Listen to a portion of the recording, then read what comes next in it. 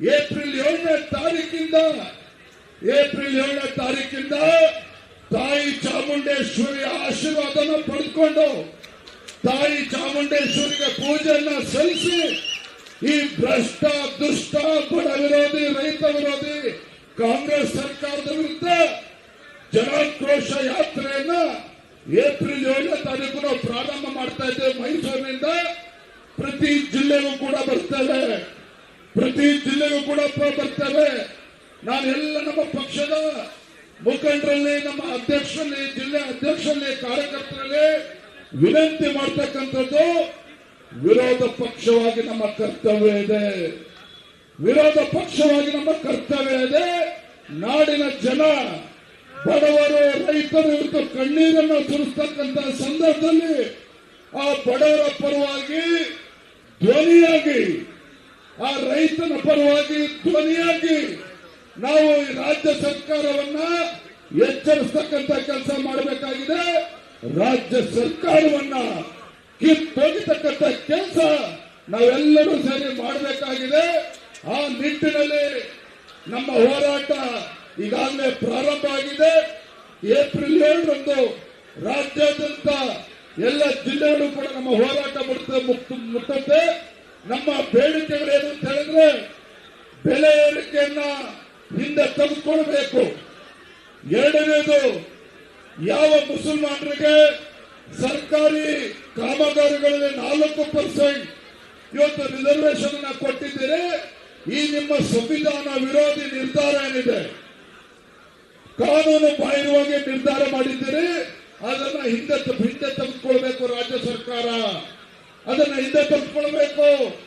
ಕೊನೆಯದಾಗಿ, ಈ ರಾಜ್ಯದಲ್ಲಿ ಪರಿಶಿಷ್ಟ ಜಾತಿ, ಪರಿಶಿಷ್ಟ ಪಂಗಡಗಳ ಸಾಮಾಜಿಕ ಶೈಕ್ಷಣಿಕ ಅಭಿವೃದ್ಧಿಗೆ ಮೀಸಲಿಟ್ಟಿರ್ತಕ್ಕಂಥ ಹಣವನ್ನ ಏನು ದುರ್ಬಳಕೆ ಮಾಡಿಕೊಂಡಿರ್ತಕ್ಕಂಥ ಕಾಂಗ್ರೆಸ್ ಸರ್ಕಾರ, ಸಿದ್ದರಾಮಯ್ಯ ಸರ್ಕಾರ, ಅದಕ್ಕೆ ನ್ಯಾಯ ಕೊಡಿಸಬೇಕಂತ ಕೆಲಸ ಭಾರತೀಯ ಜನತಾ ಪಾರ್ಟಿ ನಾವು ಮಾಡಬೇಕಾಗಿದೆ ಹೋರಾಟದ ಮುಖೇನ.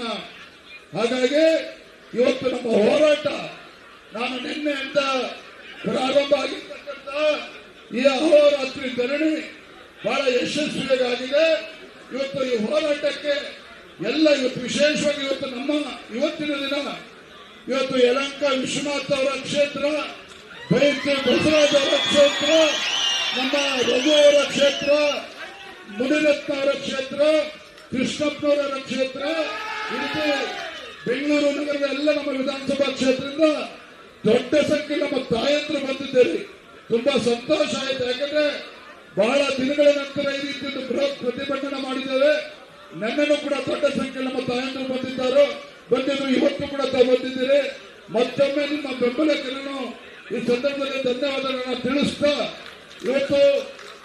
ಇವತ್ತು ಏನು ತಾರ್ಕಿಕ ಅಂತ್ಯ, ಇವತ್ತಿನ ಹೋರಾಟ ಬಹಳ ಪ್ರಮುಖವಾಗಿರ್ತಕ್ಕಂಥ ಘಟ್ಟಕ್ಕೆ ನಾವು ಬಂದಿದ್ದೇವೆ. ನಾವೆಲ್ಲರೂ ಕೂಡ ನಿಷ್ಠೆ ಮಾಡಿದ್ದೇವೆ.